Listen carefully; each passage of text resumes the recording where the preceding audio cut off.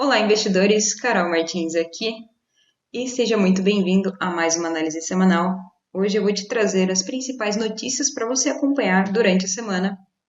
Vamos fazer uma breve análise no par euro-dólar e, é claro, eu vou te mostrar quais são os indicadores mais utilizados pelos traders profissionais. Então, se você gosta desse conteúdo, clique no botão gostei aí abaixo. Clique no botão também em inscrever-se, que vai aparecer em algum lugar aqui da tela. E deixe um comentário aí para mim de alguma sugestão de conteúdo que você queira. Vamos lá. Essa semana teremos então um feriado na Nova Zelândia. Teremos PMI tanto da Libra quanto do dólar. O importante são dados que costumam fazer bastante preço no curtíssimo prazo. Lembrando que payroll veio positivo para os Estados Unidos, né, da semana passada. E também foi aprovado o teto da dívida dos Estados Unidos, ou seja, Estados Unidos não oferece risco de calote, né, na dívida para o mundo. Então, isso é bom, é favorável para a economia americana que enfrenta uma pequena, vamos dizer assim, que uma pequena onda de inflação, assim como a Europa, né? Então, é importante a gente acompanhar esses dados que fazem preço no curtíssimo prazo. Na terça-feira, no dia 6, então, teremos aí decisão da taxa de juros do dólar australiano, teremos PMI também de construção da Libra, teremos PMI do Canadá, perspectiva energética de curto prazo dos Estados Unidos também, e PMI do dólar australiano, tá? Então, PMI da Austrália.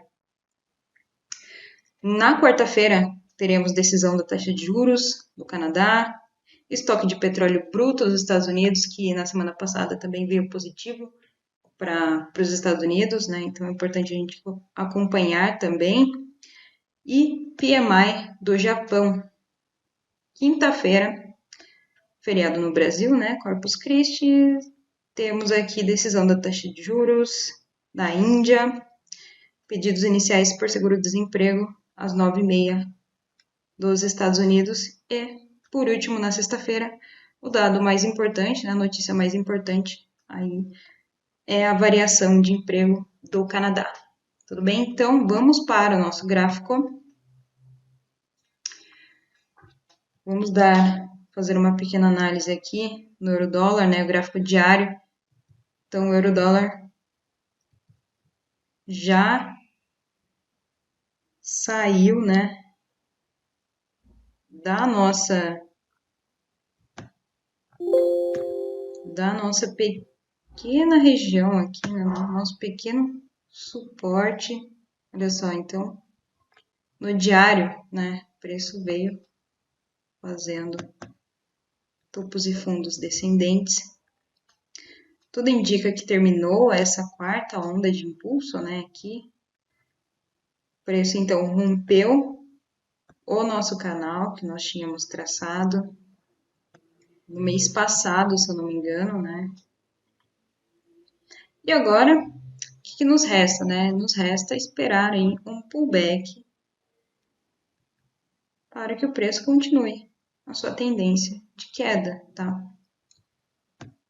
Então, vendo esse contexto, né, de que o preço tem uma probabilidade de retornar aqui, caso saiam dados negativos, né, dos Estados Unidos, nós vamos para uma hora. Em uma hora, nós podemos perceber já que o preço está querendo fazer topos e fundos ascendentes, né? Olha só. Então, o preço fez aqui um topo, um fundo mais alto, um topo mais alto do que o anterior, um fundo não rompeu esse primeiro topo. Então, a probabilidade é que o preço continue seu movimento ascendente para o nosso suporte, tá? E com relação aos indicadores, né? Primeiro, você precisa entender o que é indicador, né? Para que ele serve. Então vamos lá, deixa eu pegar a nossa reguinha, a nossa caneta. E o indicador indicador mostra se o preço está em tendência ou se está prestes a reverter uma tendência.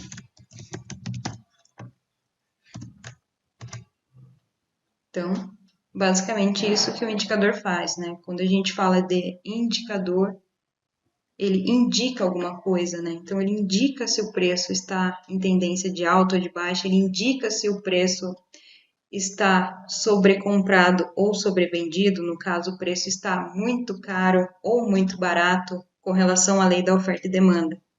E nós, traders de varejo, podemos tirar proveito disso, né, desses indicadores. Então, quais são os indicadores que é recomendado por todo trader profissional? Primeiro de todos é a média móvel. Tá? Então, nós vamos vir em inserir indicadores, tendência, e vamos nessa opção Moving Average, que é a média móvel. E aqui um detalhe, existem dois tipos, né? Dois métodos aqui. Vamos ter o exponencial e o simples, né? Que são os mais utilizados. Eu utilizo sempre exponencial e todo trader profissional utiliza sempre exponencial, porque o exponencial ele não descarta o último cálculo. A gente não precisa entender exatamente como funcionam os cálculos matemáticos e tudo mais, mas por questão de curiosidade você pode pesquisar aí no Google como é feito esse cálculo, tá? Mas no caso da média móvel exponencial, não é descartado o último cálculo, então ela tem aí um direcionamento mais assertivo do que a média móvel simples, tá? E qual é a primeira média móvel que eu recomendo que você deixe aí para todos os seus gráficos? Isso você vai utilizar assim em todos os gráficos e você vai ver que realmente funciona bastante, tá? Primeiro é o de 20 períodos. Aí, aplicar a fechamento, o método é exponencial, né? Como eu disse, deslocar é 0. Estilo você pode escolher a cor, né? Eu costumo deixar amarelo. Você pode também, ó, personalizar aqui, né? Deixar a linha grossa ou mais fina, né? E dar um botão OK. Ó, já apareceu nossa primeira média móvel. Agora nós vamos adicionar a segunda média móvel. E essa será de 200 períodos, também exponencial, também preço de fechamento. Porém, vermelha, eu deixo ela mais grossa. Alguns traders profissionais costumam chamar a média móvel de 200 períodos de média mãe. Por quê? Porque basicamente ela mostra a tendência no longo prazo. Tá? Então é bem importante.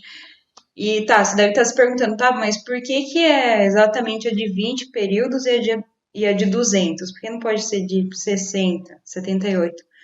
Porque já foi comprovado que essas médias móveis são utilizadas aí pelas principais instituições financeiras mundiais, né? E você quer acompanhar essas instituições.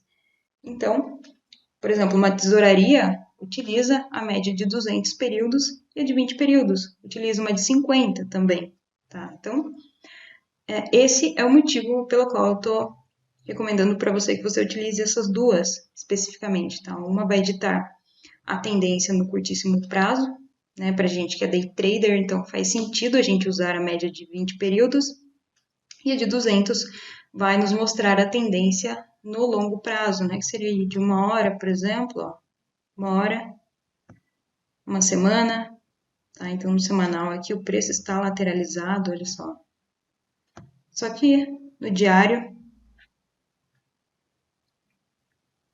falei uma hora, mas é diário, tá? Enfim, no diário aqui, ó, o preço já encontrou a média de 200 períodos, né? A média mãe. Então, a probabilidade é do preço ou ser empurrado, né, ser pressionado para cima pela média de 200 períodos, tá? Ou o preço ser empurrado para baixo, tá?